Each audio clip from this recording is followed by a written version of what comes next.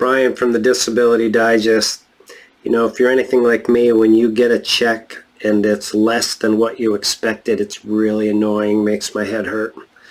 Listen, I've been working, helping people get their benefits approved, keep them, maximize them for 18 years, and I've seen a lot of situations where check amounts are not correct. So in this video, I'm going to break down what some of the key reasons are. I'll give you the tools so that you can go and look and see if yours is correct, or help you understand if you might be in the wrong program and entitled to a different benefit. All right, so here we go. So listen, if you're new here, welcome, or if we haven't heard from you in a while, welcome back. Encourage you to subscribe, ring the bell, stay tuned for more resources. We put out videos every week, have live events, so hopefully you find this helpful. So here's the top reasons why checks are not correct.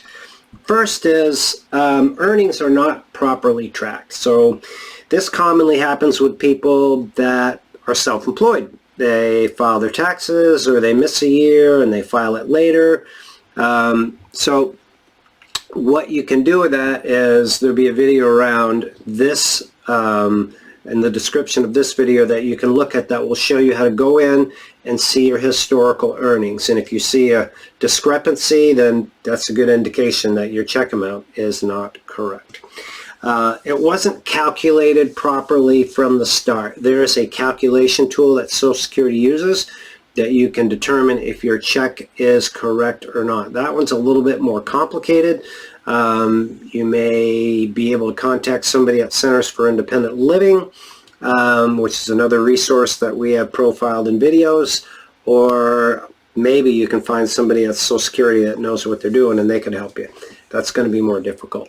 The third one is people are paying for their Medicare Part B premiums and they do not have to. And this would apply to individuals that are single and their check is under $1,500. It's likely that they would qualify for extra help from their state and get that paid for.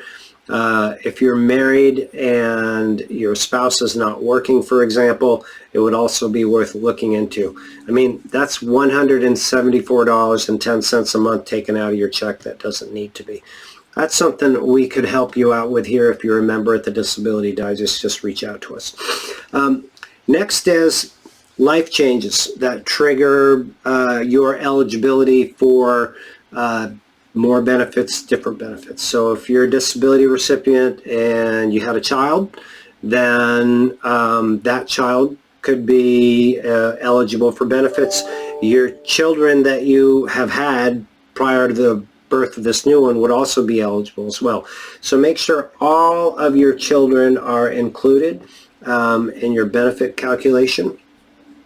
Widow's benefits, if unfortunately you've had a spouse that has passed, then you could be eligible for your check, and looking at their check, you can pick which one is going to be higher. So those are some of the program changes. A common one that I see is individuals that reach early retirement age for Social Security, age 62. They take out that check because they just don't feel they can work anymore or want to work anymore, I guess. But they actually qualify for, or could qualify for, a Social Security disability benefit, which is typically about 40% more on a monthly basis and has Medicare. So those are the key things that I see. So not properly tracked, wasn't correctly calculated from the beginning.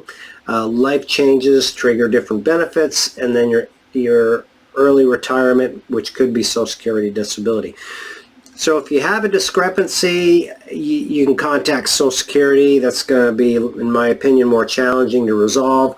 But if you do contact them, go in with the evidence, like show that you've done your research. I wouldn't just go in with a question and say, listen, I just had a child, it's not included in my benefit, or I'm eligible for widow's benefits, this is why.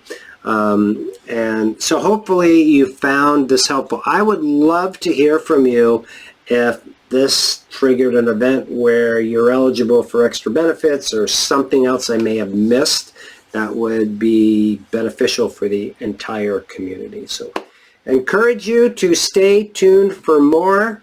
Again, I hope you found this helpful. Brian from the Disability Digest. Thanks.